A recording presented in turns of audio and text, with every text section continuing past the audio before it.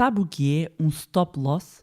E será que faz sentido um investidor de longo prazo usar na sua estratégia de investimento? Neste episódio vamos falar de stop loss, stop gain e as suas vantagens e desvantagens. Olá, o meu nome é Bárbara Barroso, sou especialista em educação financeira e finanças pessoais e sejam bem-vindos ao Money Bar. Money! Here we go! The dollars are gone! Olá, meus amigos, como é que vocês estão? Pois bem, este episódio poderia começar da seguinte maneira. Olá, eu sou a Bárbara, aos 22 anos achei que ia ser a próxima loba de Wall Street. Aventurei em investimentos, inclusivamente com alguma alavancagem, não pus um stop loss e perdi todo o dinheiro que tinha.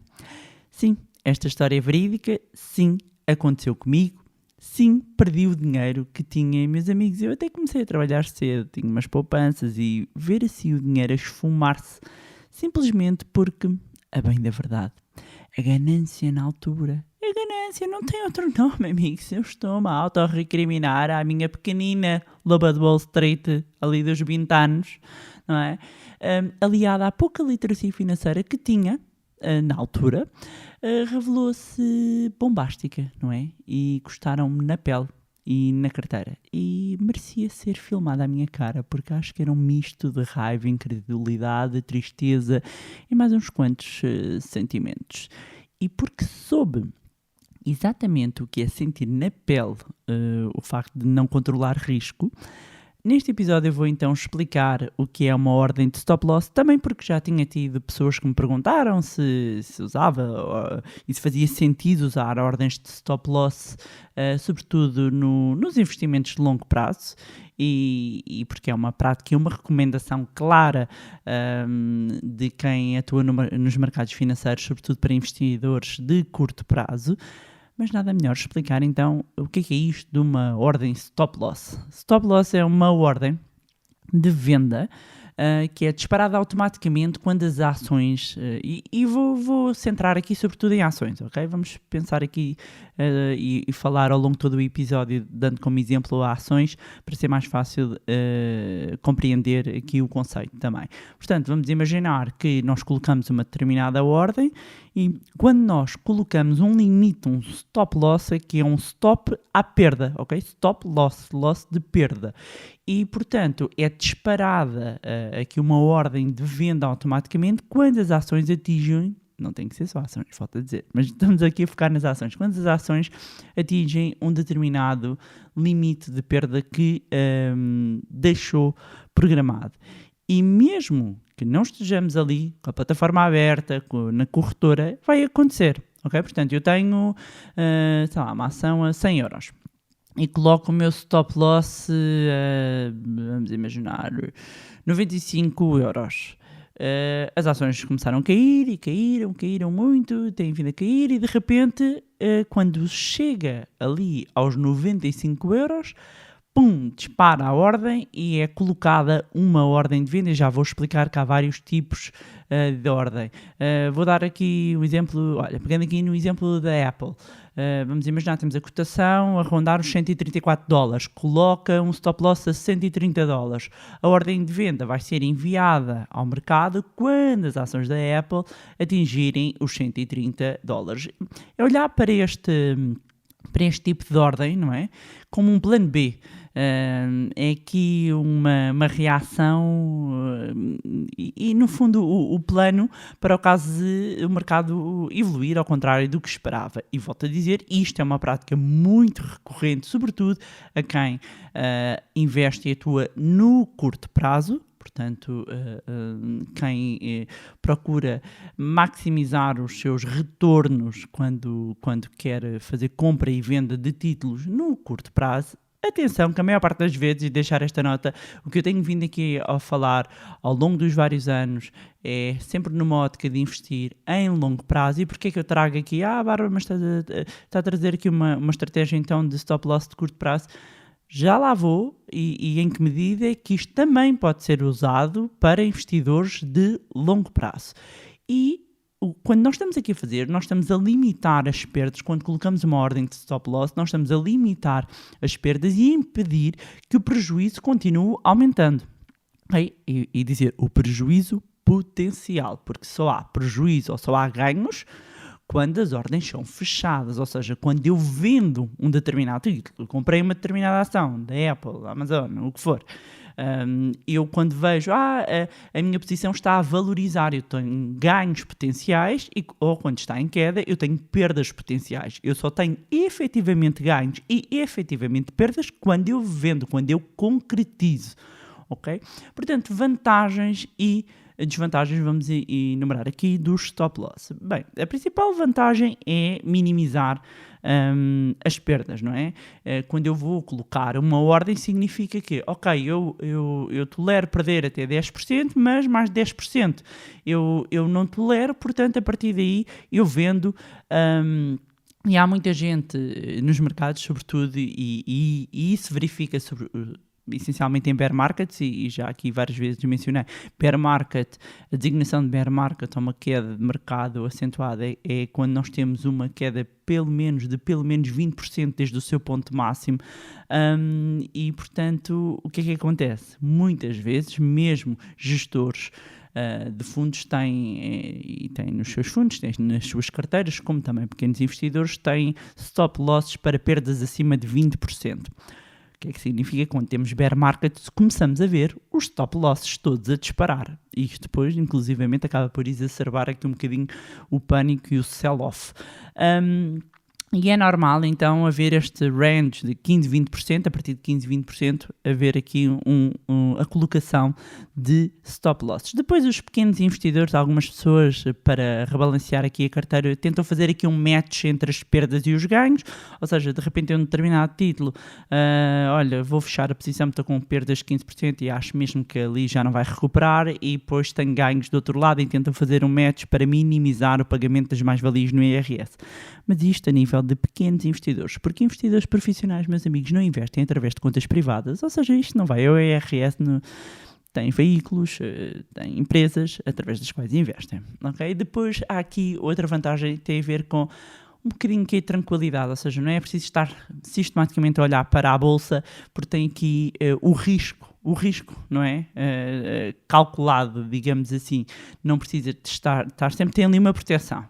Ok, se andar aqui nesta determinada banda está tudo ok, portanto, qualquer coisa eu tenho aqui os tops colocados. Depois, há quem veja também aqui como uma certa disciplina, digamos assim, porque qualquer coisa sabe que aquelas ordens vão ser executadas, e aqui disciplina não só para um stop loss como um stop gain, mas já vou explicar aqui um bocadinho melhor o stop gain. Em todo caso, uma das vantagens é deixar as emoções de fora, ou seja, é quase automatizado, não é? Quanto mais nós deixarmos as emoções de fora da Bolsa de Valores, melhor. E essa é uma das razões pelas quais, mesmo no curso Money Lab do Zero à Liberdade Financeira, nas nossas formações, nós batalhamos tanto aqui no mindset, na mentalidade do investidor, na mentalidade também do consumidor, ou seja, nós percebemos a nossa identidade, de conseguimos controlar aqui as nossas emoções, porque é quando elas entram em ação, a nossa parte emocional e comportamental, que isto depois dá a raia. Em termos de desvantagens, e esta é uma desvantagem, é o facto de, se eu coloco stop losses em ações ou muito voláteis, que não é recomendável, em ações muito, muito voláteis, sobretudo ter stops curtos. Portanto, eu tenho uma ação que de repente tem uma grande oscilação, e se eu ponho, vamos imaginar que eu tenho uma ação, eu coloco um stop para o caso da ação perder 5%. Vamos imaginar que de repente cai 7%. O stop loss vai disparar e pode ser ali um momento de queda, pode ser ali uma pequena correção, e de repente vai saltar o stop. E pode inclusivamente estragar aqui a estratégia que a pessoa tenha. Uma das grandes questões, digamos assim, $1 million question, é qual é que é então o preço, qual é que é onde colocar o stop loss, não é? E vai depender muito da estratégia, vai depender da totalidade do portfólio da carteira de investimento. Há quem coloca, como estava a ter, os stop losses para perdas de quinta a 20%, e há quem use muito aqui a estratégia de mover o stop, e falo aqui sobretudo num sentido crescente. Portanto, eu tenho uma ação que estava a 10 e depois, vamos imaginar, tinha o stop a 8. Ok? Depois a ação chega a 11, eu vou mover o stop para 9. Ok? Depois a ação sobe para 12 e eu mexo o stop para 10. O que é que significa? Que neste momento, mesmo que a ação de repente caia, eu pelo menos fico igual, ok? Eu vou movendo o meu stop. E a partir de determinada altura, mesmo que eu mantenha aqui uma certa disciplina, ou seja, de percentagem de 15%, como eu estou a mover, mesmo que eu saia, eu vou sair sempre com ganho. Okay? Quando falamos em tipos de ordens de stop loss, essencialmente temos as ordens de stop loss a mercado e as ordens limite. Okay? Quando falamos de ordens de stop loss de mercado, significa que vamos imaginar que um título então está a 100 $100 e que pretende vender quando tiver uma desvalorização de 10%, portanto vai criar ali um stop loss com o preço de $90 e quando atingir esse valor é disparada uma venda automática ao preço do mercado. Se é ao preço do mercado, a ordem pode entrar a 90, a 88, a 85, a 80 e portanto a perda pode ser maior até quando está a cair a pique. Mas em alguns títulos com até às vezes não com muita liquidez, acaba por funcionar, por ser a estratégia mais seguida por alguns investidores. Depois temos a ordem stop com limite e esta ordem acaba por só ser colocada, ou seja, não é colocada até que a cotação chega a um determinado preço. E quando chega a esse determinado preço, ela é convertida numa ordem limitada. Portanto, temos ações da Apple a $134. Coloca uma ordem stop loss 130. O próximo passo a definir é o tal limite. Portanto, vamos imaginar que define o limite dos 129,5. Portanto, quando chegar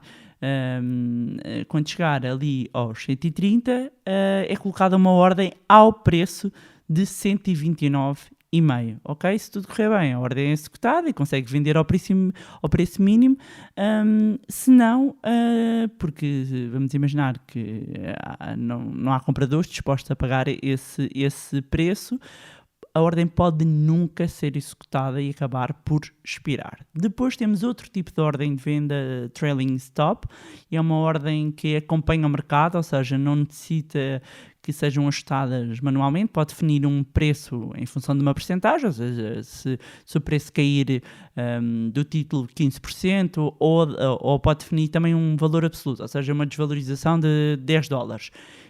E então é dada a ordem de venda ao preço do mercado, ou seja, aqui tem essa vantagem de poder definir a percentagem ou o valor, mas atenção, nem todas as corretoras permitem este tipo de ordem.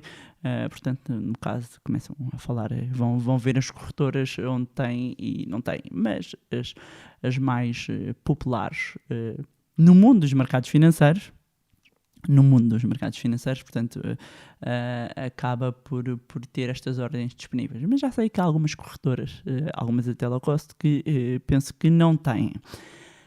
Do outro lado temos o stop gain, e se o stop loss é para parar a perda, o stop gain é para parar o ganho. E dizer, mas como assim parar o ganho? É para realizar a mais-valia e ajuda-nos aqui a nós definirmos, ok, quando a ação, o título subir até determinado ponto, eu realizo, dá uma ordem de venda, a ordem de venda é executada e, portanto, realiza essa mais-valia. E pode, inclusivamente, pôr stop gain e stop loss, ok? Aqui uma das questões então é, mas Bárbara, será que faz sentido para um investidor de longo prazo ter ordens de stop loss ou de stop gain? Bom, de stop gain, para mim, numa ótica de longo prazo, se não houver alterações, isto é a minha maneira de como eu olho para os investimentos, se não houver alterações de motivos pelos quais me levaram a investir e como eu faço sempre uma análise, uma avaliação dos títulos que eu escolho para ter em carteira, eu não vou, e sendo numa perspectiva de longo prazo, portanto tem que haver um conjunto de pressupostos que me levem a realizar, ou seja, a vender, a retirar aquela ação da minha carteira, aquele investimento da minha carteira. Se algum desses pontos se materializar, eu retiro. Se não vou colocar um stop gain. No meu caso, pessoal, eu não coloco. Stop losses depende muito dos títulos que estejamos a falar. Porque alguns em que tenham uma componente de risco muito grande e que eu queira beneficiar aqui de alguma tendência ascendente, mas que, ou seja, para adicionar, eu quero ter aquele ativo em carteira, beneficiando mais ali um bocadinho do momento, surfar mais ali a onda, do que manter ali no longo prazo. Eu atualmente, agora estou aqui a pensar, acho que não tenho nenhum stop loss ativo. Penso que não, mas isso não significa que a determinada altura, em alguns momentos, que não os coloque. Ok? Por uma questão de proteção. Portanto, não é de todo descabido, mesmo para um investidor de longo prazo, ter stops. Pode ir movendo o stop. Agora, meus amigos, é necessário também sabermos o que estamos a fazer. Já vi muita gente a estragar carteiras porque não sabe o que é que está a fazer, põe stops, de repente há ali uma correção e vêm-se a sair de títulos que eram bons para ter em carteira para longo prazo. Eu já vi gente a fazer isto em ETFs e depois é de bradar aos céus: "Oh, Bárbara, não imagina o que é que aconteceu, eu não sei o que é que fiz, ali a dar a ordem." E eu já sei, quando dizem: "Veja lá, que corretora é que me aconselha, que aquilo, eu não fiz nada, eu nem mexi na plataforma, e como é que vendeu?" Eu recebi uma mensagem a dizer que vendeu, pôs um stop loss. Eu nem sei fazer isso, pois, não sabe, carregou lá no botão, o que acontece?